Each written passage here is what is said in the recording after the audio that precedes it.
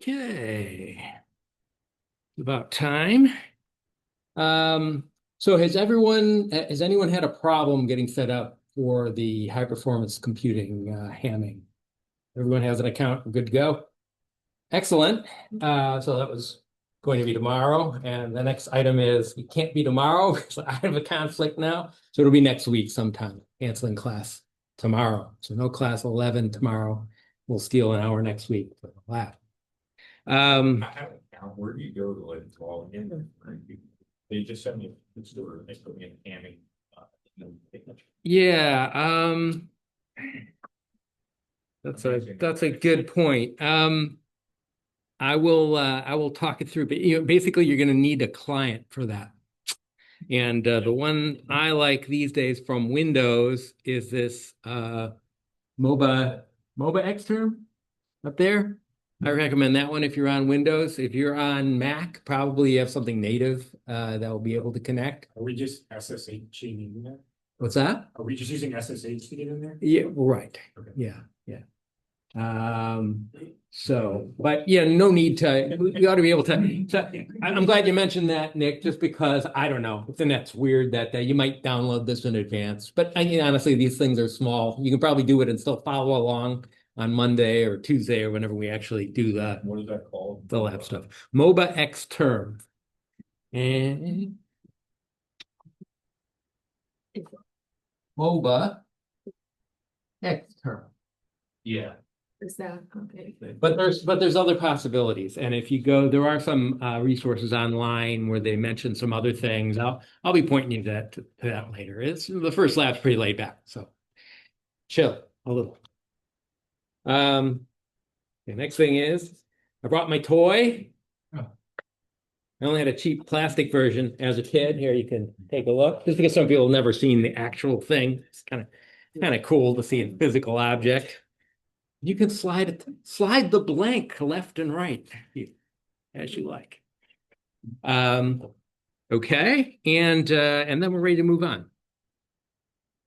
It is going to take us a while before we actually get into the first algorithm, just because there's all this preliminary stuff that I've decided over years is helpful before we actually dive into the first algorithm. And you'll see once we get into the algorithms, there's probably 6, 7 of them we're going to cover. And they go boom, boom, boom, boom, boom, because we kind of have all the background that we need. Now, what we've been working on is an issue that's even preliminary to the algorithm setup, which is just how you do problem formalization, right? This issue of how you go from that object. If I said to you, this is your problem, I need to know how to solve this device and hand it to you. How do you go from that to something you can actually plug in to some computer science search code, which ideally you're not going to code. You're going to pull that down from the web and run it and get a good answer. That's not going to be zero effort. You have to go through all these steps that we're talking about. Sometimes they're easy, sometimes they're not so good. Okay, now I left at the end of the hour last time. I left you with this issue where I said that you can write a goal test without actually knowing what the goal state looks like. In fact, you might not even know if there is a goal state, if it's possible to get to a goal state. You believe that? Who thinks that's true? I'm not saying if you believe me. I mean, is it obvious to you that it's true? It wasn't real obvious to me when I first encountered it, but for some of you, maybe are a little faster on the draw than me. Okay. I could kind of wave my hands and talk more in general, but we're going to do an example like next. So let's do an example first, and I think it'll kind of be obvious to everybody what the lay of the land is there. Okay. This is just meant to be problem formalization because again, we did the 8 puzzle, and here's path planning is another domain. So we're at 2 domains so far. I just want to point out you can go through the same steps with path planning. We've kind of done it implicitly, right? The state would be the partial path so far, right? The hard line. Operators would be add 1 leg to the path, right? State, operator, goal test. Does the path end at the desired destination? Pretty easy to code, right? Just go along the path and see. Path cost, usually either the total length of the trip, sometimes the total duration of the trip. If bad terrain's a thing, you maybe want to go by duration rather than actual length. When we get to the summer, we'll actually talk about tactical pads, or we want to put other tactical considerations into the cost of the pads. But not right now. Okay. Oh, and I left out the initial state. Yeah, the null path. Okay, so pretty easy. So we got two domains down, and the hope is by seeing a number of these domains, you'll just kind of see, okay, you get kind of the general pattern of what you have to do to get set up to solve a search problem. Okay, so this is the next one. This is the so-called 8 queens problem. Okay, so the goal of this this is a puzzle where you put 8 chess queens on the chessboard. The goal is to put them down such that no 2 queens are attacking each other. Now in chess, each queen attacks its entire row, its entire column, and both diagonals. Okay, so the first thing to see if you're tracking is this a solution to the 8 queens problem? No, why not? There's the diagonal. The long. Yeah, the long diagonal, those 2 queens are attacking each other. Okay, but presumably, this is a solvable problem, right? Sometimes you guys are fast enough that we can get to a solution in 5 minutes. That's all I'm going to get to. I don't consider this a very easy problem, but I actually think it's healthy to go through, right? When you're going to ask the computer to do something, it's nice to actually have tried it just once yourself so you can get some sense of it. So please go and try to put 8 queens down and such that those 2 are tapping each other. Yeah, again, I won't give you a very unfair amount of time, and then we'll see if I hit people. Oh, that's.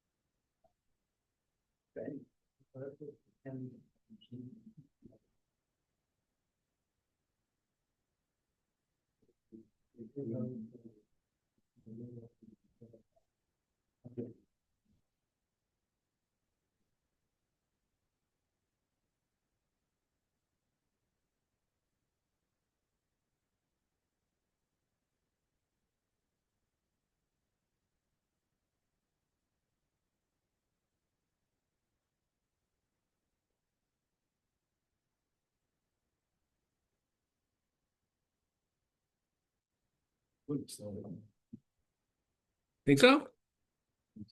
Double check it. Put it on the board. If you believe it.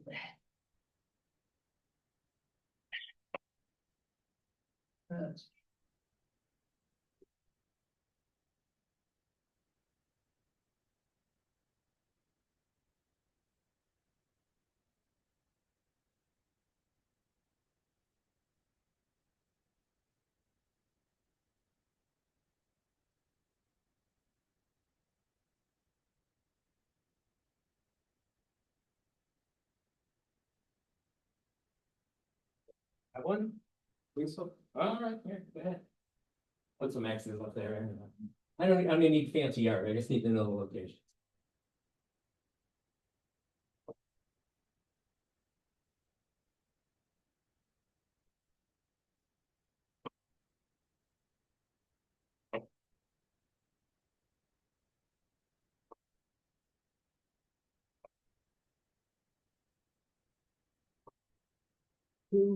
Where you want to put it?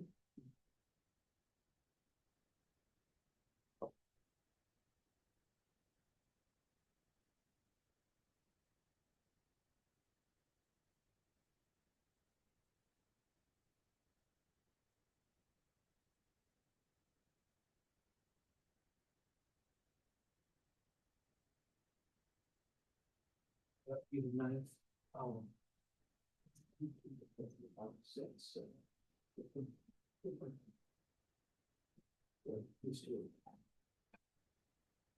It's easier to mess it up. Yeah. All right. Anybody else think you have one? Thanks for trying. Yeah, do you? Yeah, come on up. Give it a shot. Yeah. Sorry, my board is so ugly, but.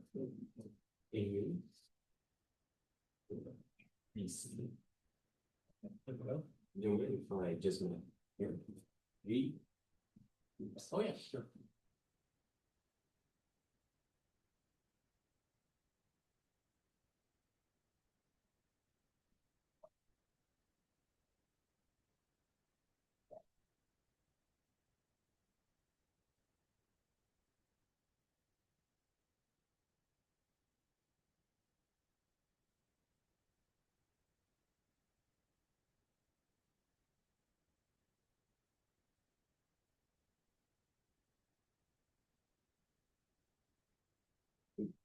What? I'm Throwing? I know, Okay. I'm trying. I'm trying. Thanks. I make mistakes too, though. C4. The actual. And page 1.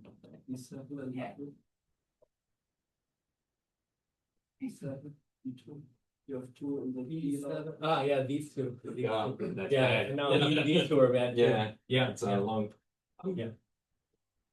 Okay, anybody else? And then we'll wrap it up. You can spend the rest of your life solving this. So I want you to know that when you get to the first one, that's great. Write it down for your own reference, and then try to find the other 11 because there are 12 distinct ones. Okay. Wow. Now, once you find one, just by rotating the board, you've found 4 solutions every time you found one. Actually, even more than that, because you can like do mirror imaging of the board, but there's 12 unique ones that are not simple rotations or mirrorings of one another. Okay. Okay, so suffice it to say, this is not a trivial problem, even though it's still a toy. Okay. All right, so this might be a problem. If I really said you must solve this, you might say, maybe I want to use a computer to solve this. All right, so let's talk about how we could formalize. I'll give you my formalization, simple one. Okay, so let's start out like this. For states, I'll say any arrangement of 0 through 8 queens on the board. Fair enough? Okay, initial state, 0 queens on the board. Okay, operators, add a queen to any square. Goal test, 8 queens on the board, none attacked. Okay, all right. And path cost 0. Now, here we go. None of us, including me, and I've been doing this year after year, you'd think one solution would stick in my mind, because sometimes people have gotten lucky and found a solution in just a few minutes. I have seen the solution, some of the solutions. None of us have had a solution. Do you think you could code a goal test for this problem? Like, I give you the state, here are the queens, and you're going to write the code to say, yep, it's a solution to the problem, or nope, you mess up. Yes, or and the diagonals too. Have to check the diagonals too. But it's just some loops, right? Right? For every time you have a queen, you can iterate up and down the column, iterate left and right in the row, and on the diagonals, make sure no other queens are there. Do that for each queen. We could each do that. So that's the point for this kind of a problem. That if you can often easily write the goal test, but to solve it, that's a completely different thing. Same thing with a schedule, right? For a very complex bombing campaign, an air campaign, right? It's very hard to actually make the schedule. But if you make the schedule, then I'll just make sure it's valid. Oh, that's pretty easy. I'll just go through, make sure you didn't double assign a pilot or double assign a plane or break any rules about the plane needs to be on the ground for this amount of time before you're allowed to take it up again, right? So the goal test is usually not so bad. It's kind of more routine programming. Solving can be hard. Now, the path cost here is 0. Does that make sense to anyone? In other words, I'm saying the cost is the same. Is anyone bothered by that? Right? Is there going to be any smart way to solve this in less than 8 moves?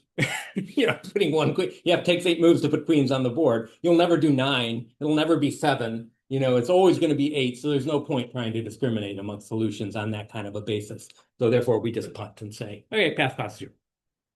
All right, good questions about this. Can you explain 0? Right.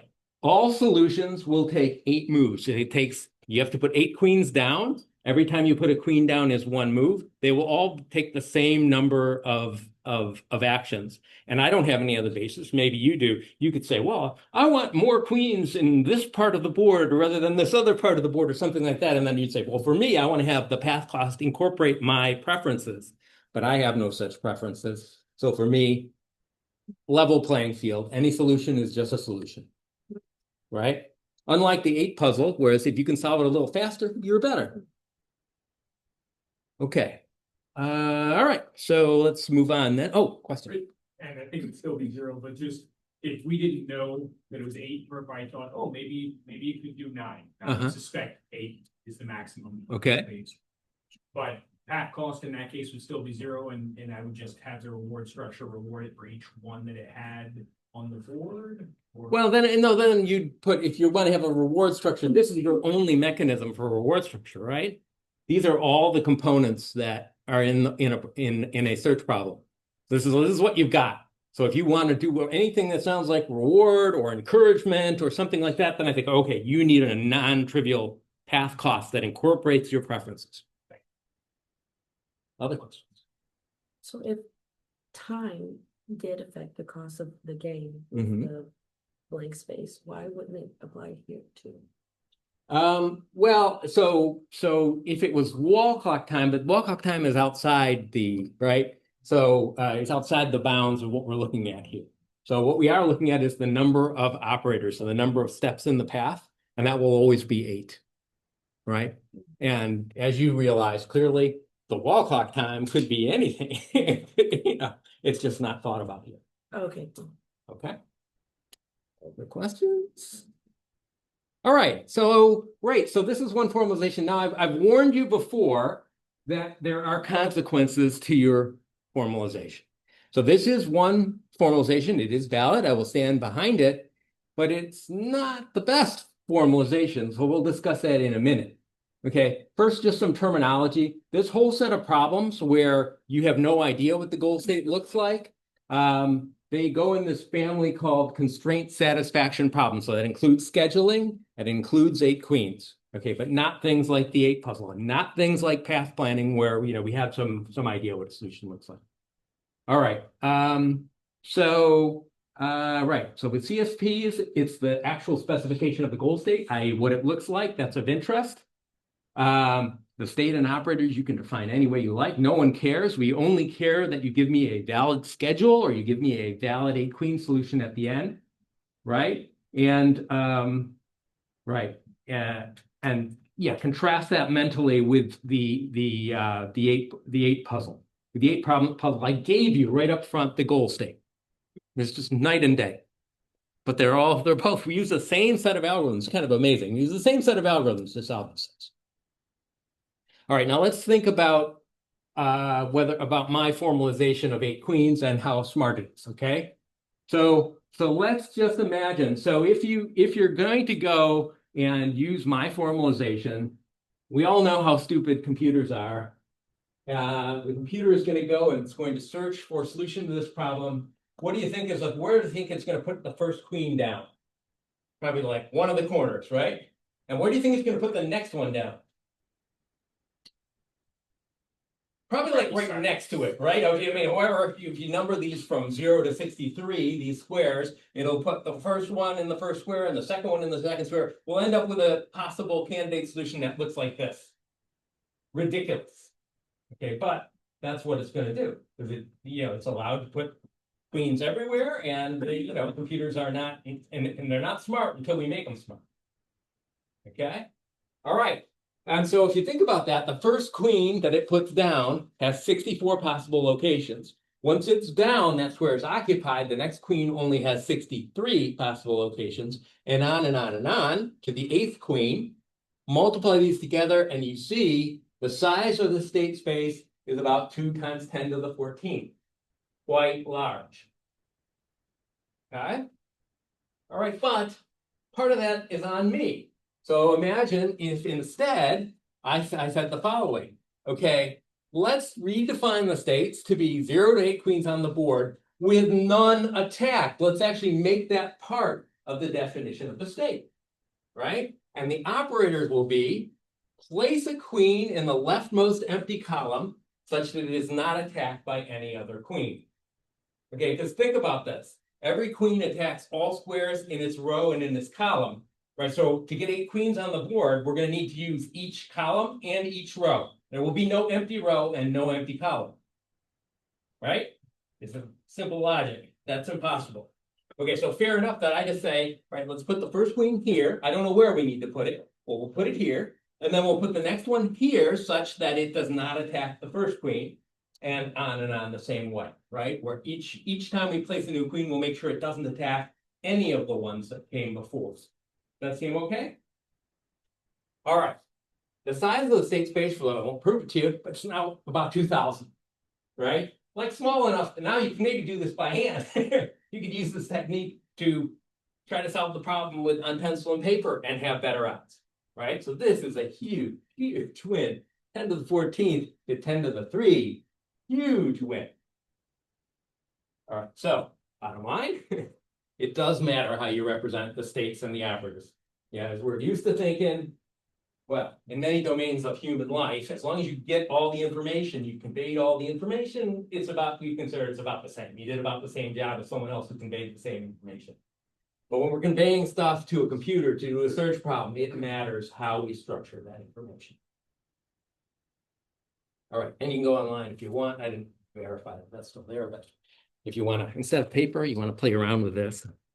Find the smartest person you know and challenge them. Let's see Queen's problem. I've heard it's very easy, and you're smart. Here, see if you can solve this. All right. All right. Okay, so 3 domains down. Let's do another one. Okay, we talked about this vacuum cleaning bot, so I want to use that to make another domain. We can't use it the way it was first defined because that was an inaccessible environment, right? And I've warned you, we need accessible environments for search problems. But if we assume now that we got some kind of top-down God's eye view camera that can see where all the walls are, where the bot is, where the dirt is, all of those things. Okay, now it's an accessible problem. Okay, and let's see. So let's formalize it. that's what we need. We need more practice. Okay, all right, so let's do it. So the state might be the bot's location and its heading and its orientation, right? Both, and then the dirt locations. I think that's enough, right? Because the wall stuff that doesn't change over the course of the problem, unless this robot's big enough that it knocks down walls when it's going through the environment, we don't need to represent the walls because they are what they are, okay, and they're not going to change. All right, a goal test would be no more dirt, and we're back home, and we're turned off. Fair enough. Okay, operators, well, all the things the robot can do in one action. Go forward, turn right, turn left, stop, or shut down. And the cost function, now this is a little different. You notice the difference, right? It used to be that these numbers were negative and that one was positive, but now we need them to be costs. Before they were benefits, now they're costs, so they have the opposite polarity. So I want a huge cost if you turn off when you're not home. I want a cost for each action, and I'm going to give you a benefit as a negative cost if you do something good. Okay, initial state, you can code this up like this, blah, blah, blah. Okay, any questions about that? All right, now what's kind of cool about this is actually this problem, if you then go say, if I make just a 2-location office, you can actually put the whole state graph of the problem on a slide. It's one of the few times I get to do this. So sorry, it thrills the professor. Maybe you don't care, but but it's kind of cool to have the whole example on the slide, right? This is every possible state, right? And hopefully you agree with this, right? If we're here, you see the dirt, you see the robot. If it sucks, the dirt goes away where the robot is. If he tries to go left, it doesn't actually change the state because he bumps into the wall, right? But if he goes right, he ends up in the other location. You see how this is? Hopefully you can verify for yourself. Oh yeah, fair enough. Of course, we'd like to get down to if one of these squares is where he's home, maybe this one or that one will be the ideal goal state. Okay, so some other terminology we need to know. So there's a notion of search trees. Okay, search tree is an illustration basically of how a search algorithm approaches a problem. We're going to put the initial state as the root of the tree, and then all the states as they're explored are going to fill in the leaves, the branches and leaves of the tree. Yeah, as the state is selected for further processing, we'll take that state and we'll add all the children to it, which are the states that you can get to by taking operations from that state. So the beautiful thing about a search tree is it gives you the complete history of what was explored by the search algorithm. So these are great learning tools for us, and I will show a mini search tree. We'll look at search trees and use them as a tool to think about the questions we need to think about to analyze search algorithms. Okay, but big caveat here: don't think that if you actually open up a well-coded search algorithm, you're going to find the search tree in there. No, because they use so much data, they're huge. Those trees end up huge. That would dominate the memory requirements of the algorithm, which is not what we want. The whole purpose here, we're going to look at these search algorithms critically and try to figure out which ones are fast, which ones can do with less memory, and very few other questions. Which ones are optimal, that sort of thing. Okay, so if you like, I'm not going to take time for this, but you could take that two location backbot and say, okay, let's say this is my initial state and this is my goal state, and I'll try to build out a search tree, but this is the root, and then the children would be its own state itself, right? Because it loops back. It would be this state, and it would be this state. That would be the immediate children, and you can keep working like that to illustrate search in this of this state graph. Is that enough? I hope that's enough. Pretty intuitive. We'll see when they're used. I think it's going to be intuitive. Okay, again, more terminology. I call a search node, I think it's useful to have a term for something that's a state, but also augmented. So when you're actually coding states, so I don't think I'm going to ask you to code up your own states this year. Okay, so you'll be using ones that I coded, but still, I coded them. They're there. You'll have the code there. When you look at states, it's useful to wrap them in some extra information, and then I just wanted a different name for that. The state plus the extra helpful information, I call that a search node rather than a state. Okay, what's that extra information?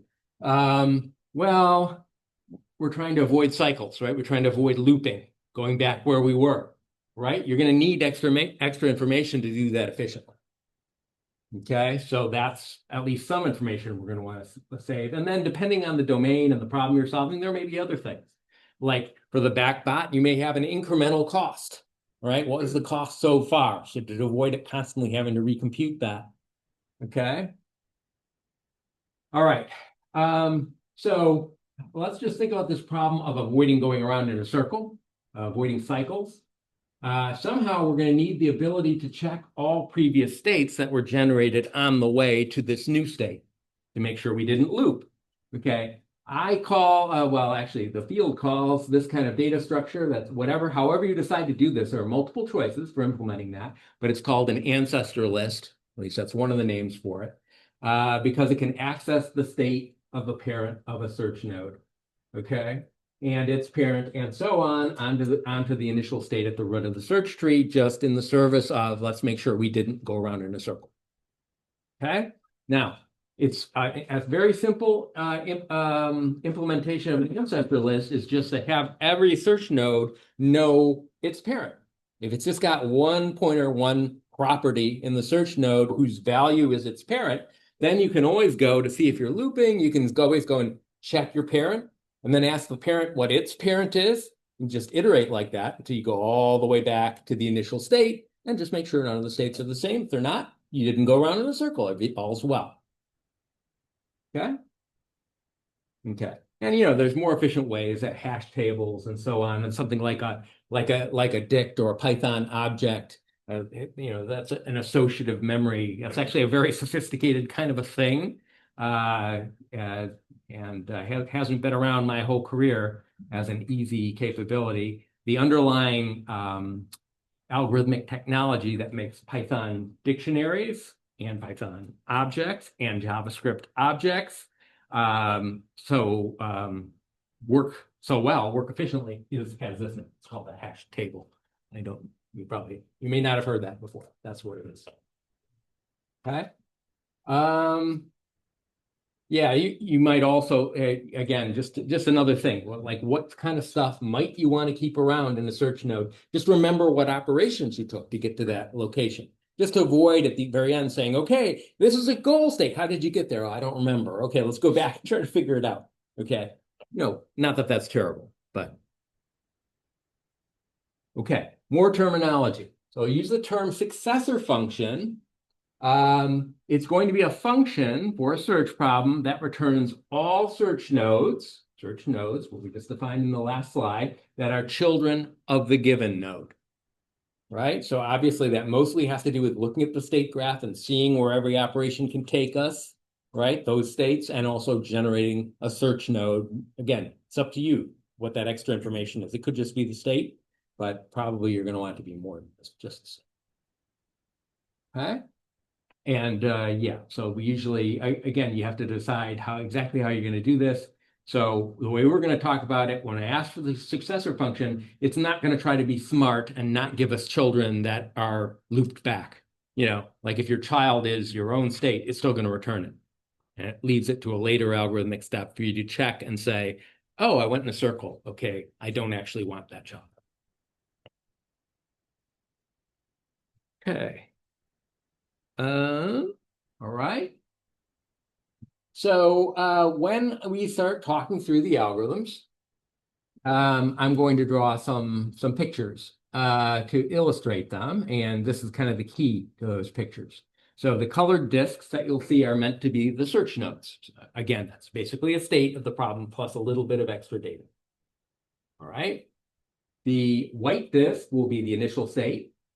Any black disks will be goal states. There could be more than one goal state, right? The problem is to plot a path to an area of interest that might include more than one position, right? And if you get to any of those positions, you successfully complete the problem. Right? Always one initial state, but any number of goal states. All right, and then the way I'll represent the successor function is just to write, okay, what does that do? Again, it gives you all of the states that you could possibly get to from this state using any possible operator, and we'll draw that like this. So basically a search node will sprout children underneath it. Yeah, go ahead. Sorry if you said this, but is there any meaning to the colors? Only white and black. Okay. But thanks for saying that, because we do need to make other distinctions from nodes based on cost. When cost is important to a particular algorithm, it isn't to all of them, but when it is important, we'll put numbers on the nodes. Those numbers represent the cost. Yeah. Okay. Are we good? All right. We're getting close now. Start talking about some algorithms. Okay. So this is the first set of algorithms said these are just the blind search algorithms. And then I think there are 2-3 informed search algorithms that we'll cover next, and then some riffs on those, maybe at the very end or in the middle somewhere. Okay, breadth first, uniform cost, depth first, depth limited, iterative deepening. Okay, and what we want to ask for each one of these, there's a specific set of questions. Okay, so we want to understand first, like, what is the search order? So as I said, the search algorithms are all the same except for where you put states when they go on the processing list, and that determines the search order. So we want to understand what the search order is for each one of these algorithms. That's the main qualitative difference. And then in terms of quantitative differences that we care about, well, there's a few. First one is we would like to know if it's a so-called optimal algorithm, i.e., does it give us the cheapest solution first? Right, and remember there can be multiple goal states out there. So is the one that gave us the best goal state, or is it just a goal state? Yeah, we'll see both. Okay, how much computation is used, and also how much memory is. Okay, now those things are a little tricky. Now, how do you think we should measure computation? What's a unit of computation? There you go, notation for time. For time, okay, we will get to, but yeah, so time, so wall clock time. Wall clock time. Okay, wall clock time. Any other alternatives? You could count like how many computations it actually did by probably counting how many nodes it makes or how many children it makes. Okay. That's actually a step in the right direction. Because the problem with wall clock time is, as we all know, is that's totally dependent on the implementation and on a particular computer, right? And you run it on your computer and you're like, oh, it's 5 minutes, and I run it on mine, and I'm like, no, it's like 7 minutes for me. Okay, so wall clock time needs a lot of caveats for you to really feel comfortable. You understand what's going on, and something like that's specific to the computation maybe is a little more easy to, it may be a little more portable knowledge. Okay, and then memory. Okay, units of memory. Well, I think you all know like bytes would like be the natural way to do that. But even for that, right, that, you do realize that will vary from computer to computer, and it certainly varies by implementation, right? So somebody decides to use a short integer in your thing because you think that's plenty big, and I think, I don't know how big it needs to be. I'm going to make a long integer. Okay, that's going to affect the number of bytes that are going to be required. So again, we're shopping now, right now in this class. We're at the point where we need to shop for something convenient to think about computations in memory, because it can be slippery and complex. Okay, so I'll try to say more about that before the end of the hour. Okay, now if you imagine a search tree, so this is, let's say I ran a search algorithm and I started from this node and it explored, these nodes are actually, I don't know. But that's fair to say. Maybe this is more about, well, let's just say that if you start from this location, you apply your successor function, you get these nodes and onward like this, just unpack the search graph in the form of a tree with your initial state at the root. Okay, I need some numbers to describe different trees. Okay, because I know where we're going here, right? So some numbers that are important that are going to help us is this number B. What's that? It's the maximum branching of the tree. What's maximum branching? It's just the maximum number of children that any node has. Okay, so we look here.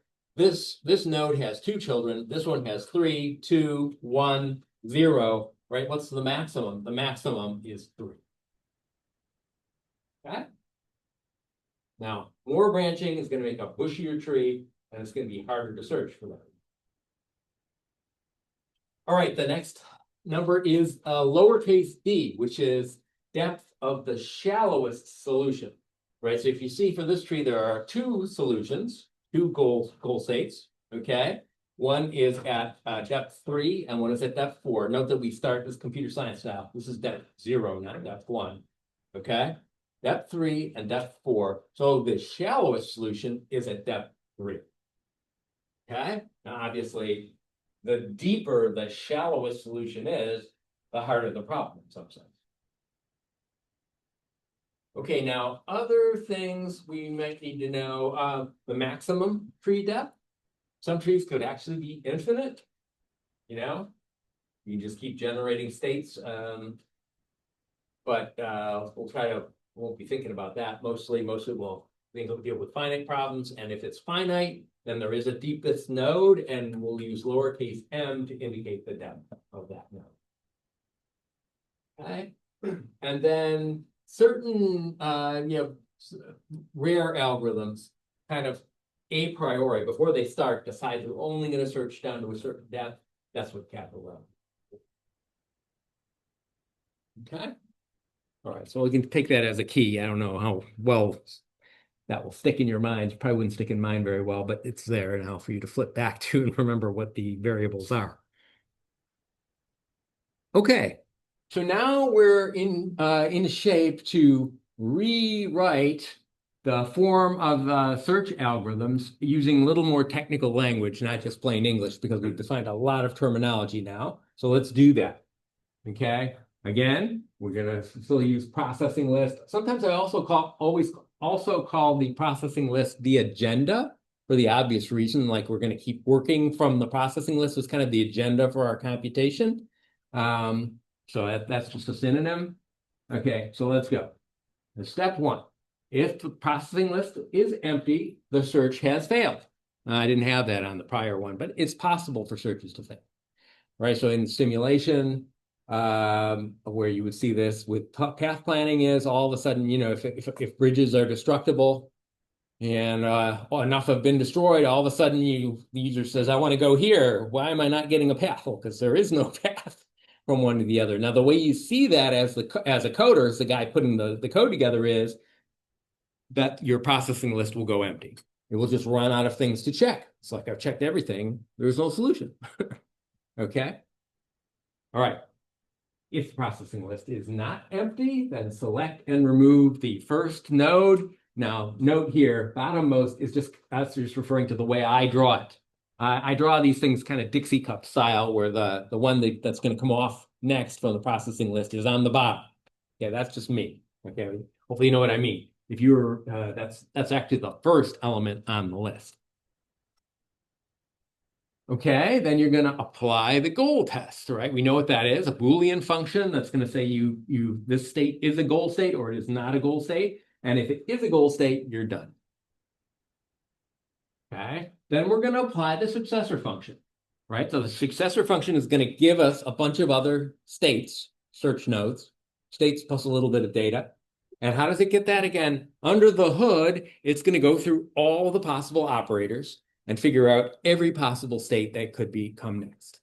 This is a nice abstraction to talk about the successor function, because some problems only have like 4 operators, like our 8 puzzle. Some can have fewer than that, but other problems could have thousands of operators.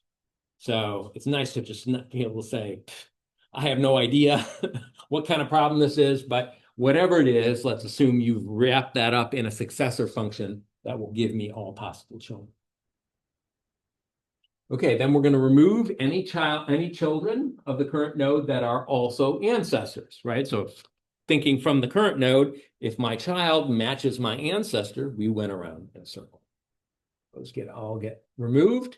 The remaining children go into the processing list. Again, the key question is, well, where in the processing list? That's the difference between these algorithms. And hopefully we'll be very smart in a few short hours about what's the smarter versus less smart way to put things on the processing list, depending on what our needs are. Okay. All right.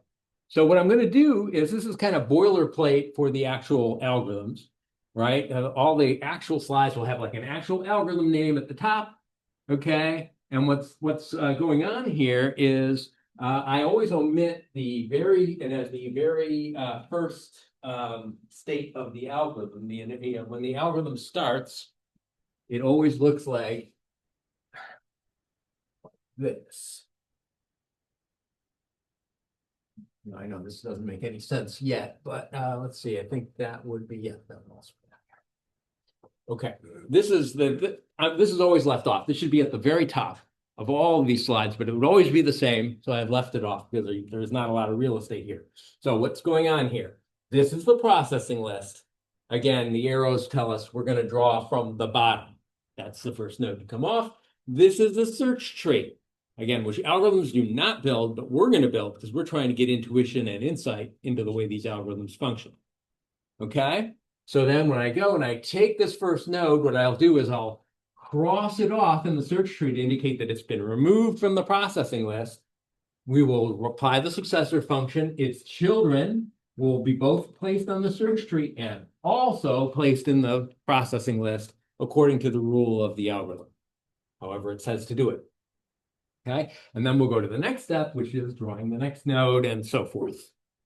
Okay, and it's not really very far, but I think usually it's enough that you'll see the pattern of how these things how the algorithms work and how they're different from one another. And then on the right, what I'm hoping to do is basically fill out for each one a policy, which is just a plain English description of what the search algorithm is trying to achieve.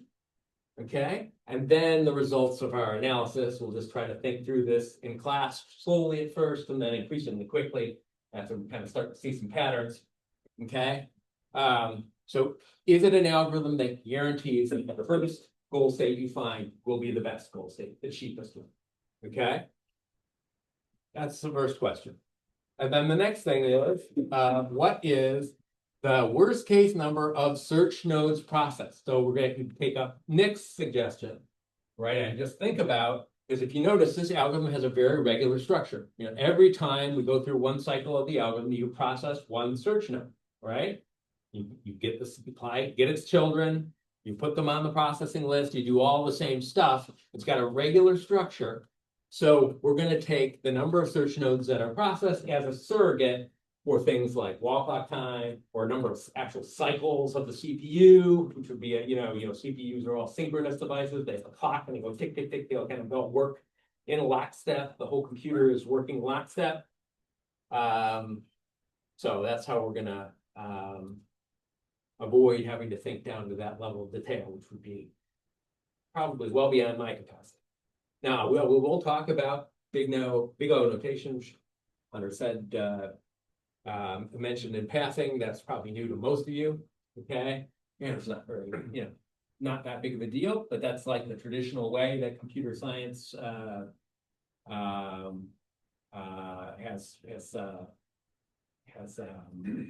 chosen to analyze the best way we've thought of to give these kinds of answers.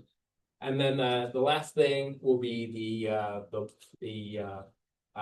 in terms of memory. Again, we're looking for something easy. Not a number of bytes, because that's going to be very different from implementation, computer to computer. So instead of what we're going to use is the maximum size of the processing list, how full it gets. Because keep in mind, what else uses memory in this algorithm? That's really it. Is that the search nodes use some memory, but they're like, the search nodes are probably comparable one to the other, right? But it's a question of how many search nodes do you simultaneously need to hold into memory? That's the discriminator between these algorithms. So that's what we're going to try to be thinking about. What's the worst case? And again, we're going to use big O notation to deal with that. Again, remember, these search trees would use even more memory than processing lists, but they're not built by the algorithms. It's just a visualization. Okay, and now we're ready to start the first algorithm at the beginning of the next lecture.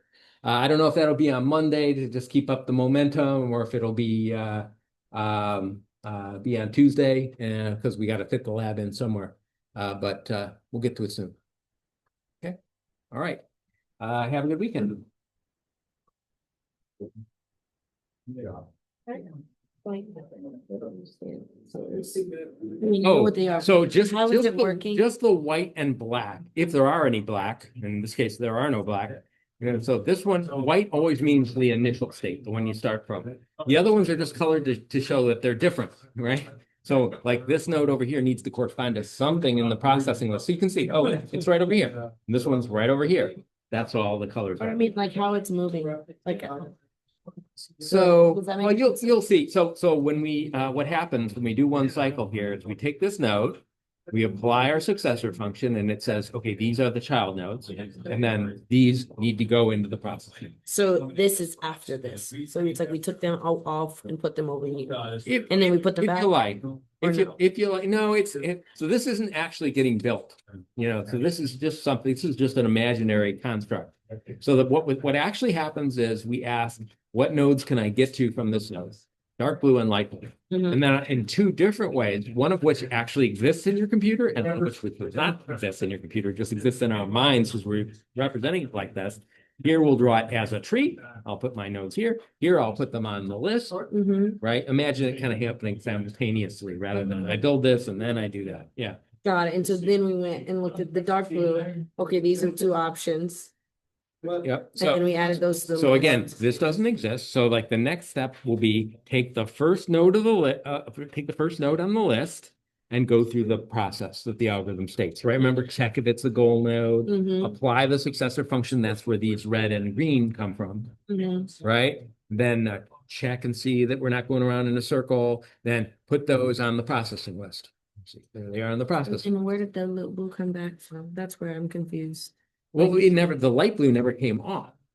This list is permanent. It holds whatever's on it until such a time as you take stuff off explicitly.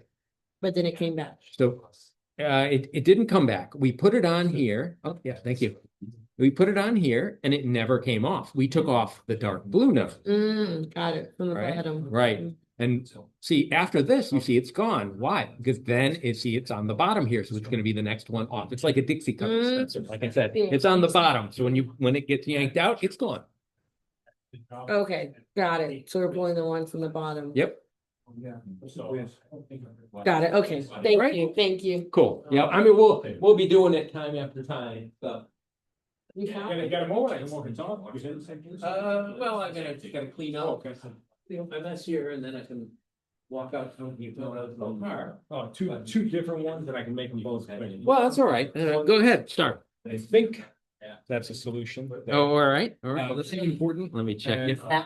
It's always nice to see. Let me just validate very quickly. Looks like it to me. I don't see any problems with it. Yeah, congratulations. That's great. Thank you, thank you. And then the second one was we were having some discussions back and forth. I don't know if you're familiar with the weird gap we have in our morning schedule. No. We